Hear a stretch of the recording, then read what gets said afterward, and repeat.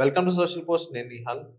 So, ఒక నార్మల్‌గా మనం ఒక రూ. 1,00,000, రూ. 2 వడ్డీ తీసుకున్న తర్వాత ఒక ప్రామిసరీ నోట్ రాస్తాం. ఆ నోట్ అనేది 3 ఇయర్స్ వరకు మనకి వాలిడిటీ అంటూ ఉంటది. సో, మనం వడ్డీ తీసుకున్న తర్వాత 3 ఇయర్స్ వాలిడిటీ ఉంటదిగా. అదే రూ. 1,00,000 మనీ మ్యూచువల్ ఫండ్‌లో 3 ఇయర్స్ గనక మనం ఇన్వెస్ట్ చేసుకున్నట్లయితే ఓవరాల్‌గా కార్పస్ ఎంత జనరేట్ అయ్యిద్ది? ఈవెన్ రూ. 2 వడ్డీ అలా తీసుకోవచ్చా? తీసుకోకూడదా? దీని గురించి మాట్లాడడానికి శ్రీనివాస్ రెడ్డి గారు ఉన్నారు. Mutual fund distributor. ఒకసారి మన సార్‌తో మనం మాట్లాడదాం. Hello sir. Welcome to Social Post. Hi, బాగున్నారా? Yes sir. బాగున్నాను. సార్ ఇప్పుడు నార్మల్‌గా మనం ఒక రూ. 1,00,000, రూ. 2 వడ్డీ గనక మనం తీసుకున్నట్లయితే, ఆ రూ. 1,00,000 మనం మ్యూచువల్ ఫండ్‌లో ఇన్వెస్ట్ చేయొచ్చా? ఇక్కడ రూ. 2 అక్కడ ప్రామిసరీ నోట్ రాస్తాం. 3 ఇయర్స్ వరకు మనకి వాలిడిటీ ఉంటుంది. అవును.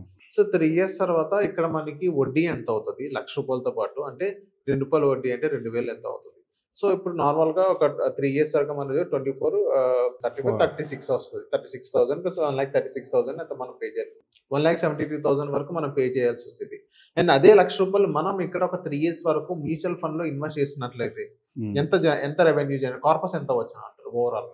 నిహాల్, మీ క్వెషన్ లాస్ట్ అంటే పాండమిక్ తర్వాత స్టాక్ మార్కెట్ చూసిన వాళ్ళందరికీ, స్టాక్ మార్కెట్ అని డైరెక్ట్గా నేను చెప్పను కానీ ఈ మ్యూచువల్ ఫండ్ చూసిన వాళ్ళందరికీ కూడా చాలా అట్రాక్టివ్గా కనబడటంతో నాకు ఏడో అప్పు వస్తుంది, నేను వడ్డీకి మనీ తీసుకురాగలుగుతాను, తీసుకొచ్చి దీంట్లో పెడితే ఏమవుతుంది, బాగుంటుంది కదా అనే క్వశ్చన్ చాలా వచ్చింది. ఎందుకంటే పాండమిక్ తర్వాత 1.5 ఇయర్ 2 ఇయర్స్ వరకు కూడా చాలా ఫండ్స్ 50-60% రిటర్న్ జనరేట్ చేసినాయి.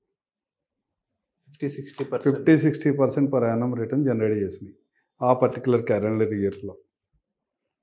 అంటే దగ్గర దగ్గర రూ. 6, రూ. 5 వడ్డీ, రూ. 2 వడ్డీ తీసుకొచ్చి పెడితే నాకు ఇంకో 3-4 రూపీస్ అడిషనల్గా వస్తుంది కదా, అది నాకు ప్రాఫిట్ ఉంటుంది కదా అని ఆలోచించేవాళ్ళు చాలామంది ఉన్నారు. కానీ ఈ పాండమిక్ తర్వాత ఆ రిటర్న్స్ చూసిన తర్వాత ఎవరు కూడా అండర్లైనింగ్ రిస్క్ని ఎవరు కూడా క్యాలిక్యులేట్ చేసుకోలేదు. 20 మార్చ్ నుంచి పాండమిక్ తర్వాత మార్చి తర్వాత నుంచి నాకు తెలిసి మే జూన్ నుంచి మార్కెట్ రివర్స్ అయింది. అని అక్కడి నుంచి 24 సెప్టెంబర్ వరకు కూడా మార్కెట్ వెనక్కి చూడలే. ఏదో మధ్యలో యుక్రెయిన్ రష్యా వార్ వచ్చినప్పుడు కొంచెము బ్యాక్ స్టెప్ వేసినా కానీ మళ్ళీ వెంటనే రికవర్ అయింది. ఆ టైంలో ప్రతి ఒక్కరు కూడా మిగతా అసెట్ క్లాసెస్ అన్నీ కూడా దండగా, రియల్ ఎస్టేట్లో ఏమి రిటర్న్ రాదు, గోల్డ్లో ఏమి రిటర్న్ రాదు, గ్యారెంటెడ్ ప్రొడక్ట్స్ అసలు ఏమీ రాదు, ఓన్లీ మ్యూచువల్ ఫండ్ ఒకటే ప్రధానికి సొల్యూషన్, దీంట్లో పెడితే మనకు రూ. 3 వడ్డీ, రూ. 4 వడ్డీ గ్యారెంటీగా వస్తుందని అందరూ ఫీల్ అయ్యారు.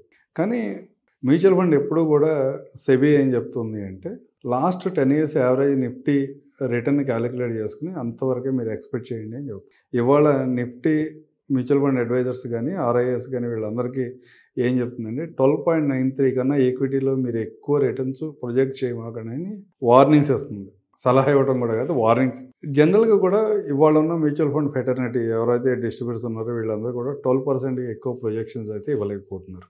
అంటే లాస్ట్ 20 ఇయర్స్లో జరిగింది కదా, నెక్స్ట్ ఫ్యూచర్లో జరుగుతా అంటే జరిగితే మంచిదే, కానీ మీ ఎక్స్పెక్టేషన్స్ని ఎక్కడో పెట్టుకుని దానికన్నా 2-3% తక్కువ వచ్చినా కానీ మీరు డిసప్పాయింట్ అవుతారు. యాక్చువల్గా ఇవాళ ఉన్న ఈక్విటీ మ్యూచువల్ ఫండ్కి 12-18% వరకు రిటర్న్ రావడానికి అవకాశం ఉంటుంది. అవకాశం మాత్రమే ఉంది, గ్యారంటీ కాదు. కానీ మీరు ఎక్కడైనా రూ. 2 వడ్డీకి మనీ తీసుకొస్తే మీరు 100% రూ. 2 వడ్డీ పే చేయాల్సిందే అక్కడ. ప్లస్ ఈక్విటీ మ్యూచువల్ ఫండ్లో పర్టికులర్గా మీరు ఎవరైతే ఈక్విటీ మ్యూచువల్ ఫండ్లో ఇన్వెస్ట్మెంట్ చేద్దాం అనుకుంటున్నారో, ఈక్విటీ మ్యూచువల్ ఫండ్ అనేది మినిమం 10 ఇయర్ 5-7 ఇయర్స్ ఉంటే మాత్రమే దాంట్లో ఎంటర్ కావాలి.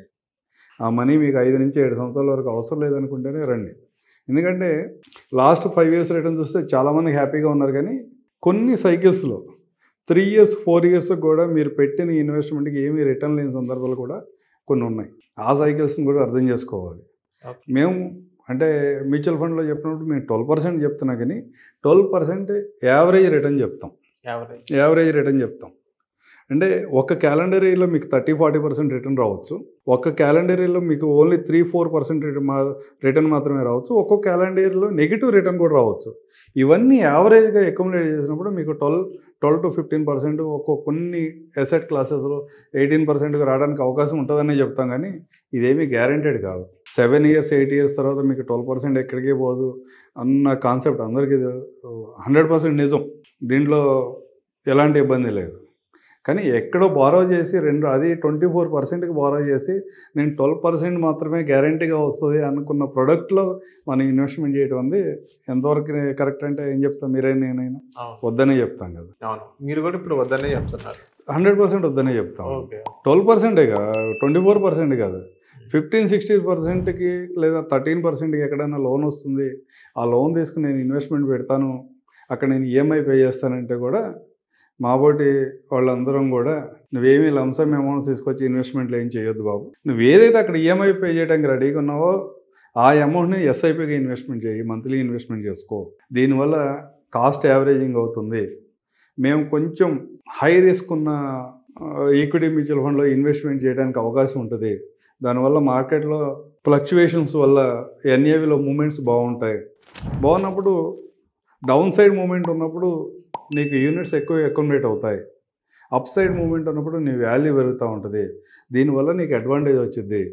నువ్వు ఒకేసారి ఈఎంఐ మంత్లీ ఎస్ఐపి రూట్లో కాకుండా నువ్వు ఎక్కడో ఈ మనీతో ఈఎంఐ పే చేసుకుంటా లంసమ్ అమౌంట్ తీసుకొచ్చి ఒకేసారి ఇక్కడ పెట్టిన తర్వాత మార్కెట్ 20% ఏదన్నా సందర్భంలో కరెక్ట్ అయితే అప్పుడు నీ మైండ్ సెట్ ఎట్లా ఉంటుందో ఆలోచించుకో. దాన్ని బేస్ చేసుకుని ఇన్వెస్ట్మెంట్ చేయాలి, కానీ లాస్ట్ 1-2 ఇయర్స్ రిటర్న్ బేస్ చేసుకుని మాత్రం ఎట్టి బస్సులో మ్యూచువల్ ఫండ్ ఇన్వెస్ట్మెంట్ చేయొద్దని చెప్తాం. అది పర్టికులర్గా ఈక్విటీ మ్యూచువల్ ఫండ్స్లో పర్టికులర్గా అది లంసమ్ ఇన్వెస్ట్మెంట్ చేస్తుంటాయి. మినిమం 7 ఇయర్స్ టైం మార్జిన్ లేకపోతే ఎట్టి బస్సులో రావద్దని చెప్తాం. ఓకే, అంటే ఇప్పుడు ఓవరాల్గా మీరు ఒక ₹2 వడ్డీ తీసుకున్నా మీరు వద్దనే మీరు సజెస్ట్ చేస్తారు అంటే నిహాల్ యావరేజ్ రిటర్న్ చూసుకుంటే లాస్ట్ 10-15-20 ఇయర్స్లో కూడా ఏ రోజున కూడా ఏ ఫండ్ హౌస్ కూడా 22% మించి రిటర్న్ జనరేట్ చేయలేదు. లాస్ట్ 30 ఇయర్స్లో కూడా అంటే 5 ఇయర్స్ రోలింగ్ రిటర్న్ తీసుకుంటే ఒక్క క్యాలెండర్ ఇయర్లో వచ్చి ఉండొచ్చు.